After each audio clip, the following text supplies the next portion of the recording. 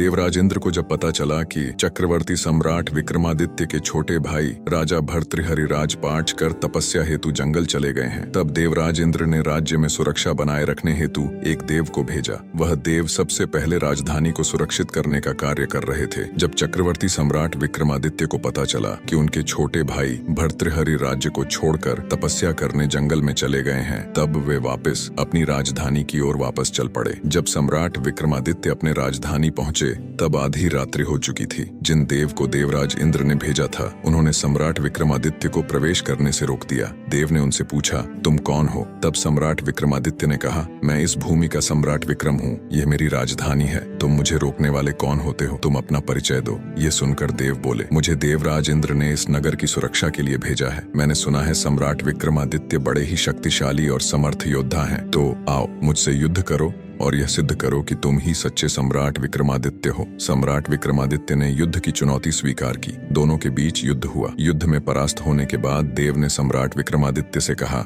हे राजन, आपने मुझे हरा दिया। मैं मानता हूँ कि आप ही सम्राट विक्रमादित्य हैं। देव ने सम्राट से कहा, हे राजन, मैं प्रसन्न हूँ कि आज मुझे युद्ध में अच्छी टक्कर मिली। प्रसन्नतावश मैं आपको एक जीवन दान का वरदान देता हूँ। विक्रमादित्य ने भी हाथ जोड़कर उनका वंदन किया। फिर देव ने कहा, हे राजन, जब आपका जन्म हो रहा था उस समय एक ही नगर एवं नक्षत्र में 3 मनुष्यों का जन्म हुआ था, जिनमें से आपने राजा के घर में जन्म लिया, दूसरे ने तेली और तीसरे ने एक कुम्हार के घर में जन्म लिया। कुम्हार ने साधना से स्वयं को सिद्ध कर लिया है। उसने तेली को मारकर पिशाच बना रखा है। सिद्ध कुम्हार ने तेली के शव को शमशान में सिरस के पेड़ से लटका रखा है। वह आपको भी मारने आएगा, आप सावधान रहिए। यह सब कहकर देव वापस अपने लोक को चले गए। सम्राट को वापस आए देख प्रजा में आनंद की लहर दौड़ गई। उत्सव मनाया जाने लगे। राजधानी फिर से राजधानी लगने लगी। कुछ समय पश्चात एक योगी सम्राट के दरबार में आया। उसका नाम शांतिशील था। उसने सम्राट को प्रणाम कर एक फल दिया और फिर वहां से चला गया। सम्राट को आशंका हुई कि देव ने जिस आदमी के बारे में बताया था, हो सकता है यह योगी वही तेली हो। सोच विचार कर उन्होंने उसे फल को नहीं खाया और भंडारी को दे दिया। योगी प्रतिदिन आते और सम्राट को एक फल दे जाते। सम्राट प्रतिदिन उस फल को भंडारी को दे दिया करते। एक दिन सम्राट घोड़ों का जायजा ले रहे थे, तभी वह योगी वहीं पहुंच गया और उसने फिर से राजा को फल दिया। सम्राट के हाथ से वह फल छूटकर धरती पर जा गिरा। गिरते के फल फेंट गया, परंतु यह क्या, उसमें से एक लाल रंग का रत्न निकला, जिसकी चमक से सबकी आंखें फटी की फटी रह गईं। सम्राट ने आश्चर्यचकित होकर योगी से पूछा, यह रत्न युक्त फल आप मुझे प्रतिदिन क्यों देते हैं? तब योगी ने उत्तर दिया, हे महाराज, राजा, गुरु,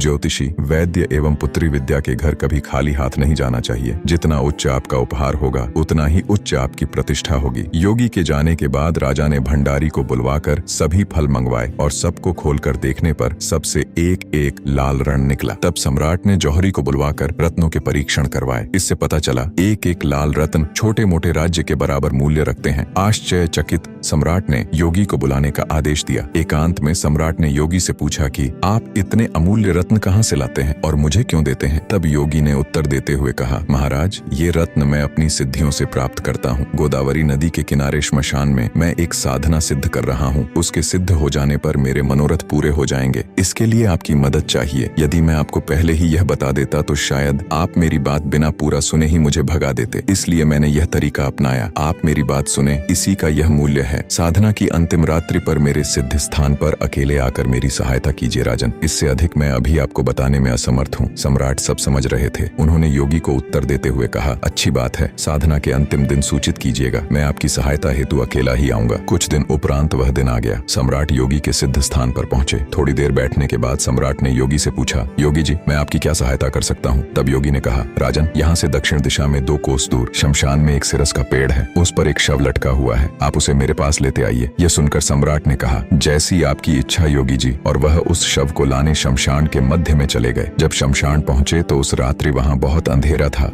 और वर्षा हो रही थी। वहां डरावनी आवाजें आ रही थीं। सांप बिच्छू पैर पर चढ़ रहे थे। जंगली जानवरों की भयावह आवाजें आ रही थीं। अघोरी शवों को खा रहे थे। पर इन्हें क्या पता था कि वह कोई मामूली मानव नहीं, सम्राट विक्रमादित्य है। बिना किसी भय, बिना किसी डर के सम्राट विक्रमादित्य आगे बढ़ते गए। न शेर की दहाड़ का डर, न हाथी के चिंगारने का डर। बेधड़क बेखौफ राजा विक्रमादित्य सिरस के पेड़ के पास पहुंच गए। पेड़ की जड़ से ऊपर तक उसे पूरे पेड़ में आग लगी हुई थी और पेड़ पर रस्सी से बंधा एक शव लटक रहा था। सम्राट ने अपनी तलवार से उस रस्सी को काटकर नीचे गिरा दिया। गिरते ही शव दहाड़े मारकर रोने लगा। तब राजा ने पूछा, तू कौन है? राजा के पूछते ही वह शव दहाड़े मारकर हंसने लगा और वापस जाकर पेड़ पर लटक गया।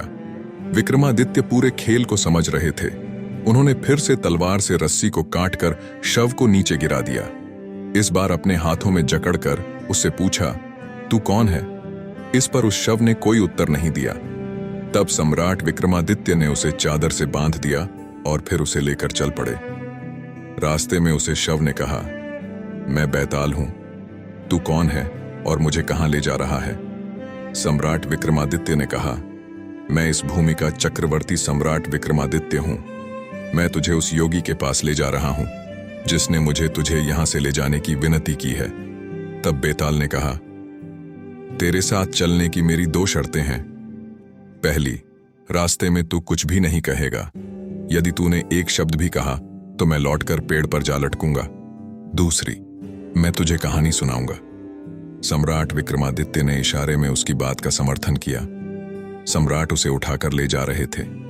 बेताल उन्हें कहानी सुना रहा था। इन्हीं कहानियों को बेताल पच्चीसी की कहानी कही जाती है। अगर आपको कहानी पसंद आई तो एक छोटा सा बेल बजा के इस कहानी का हिस्सा बन जाए। सब्सक्राइब जरूर करिए, लाइक कमेंट भी करिए।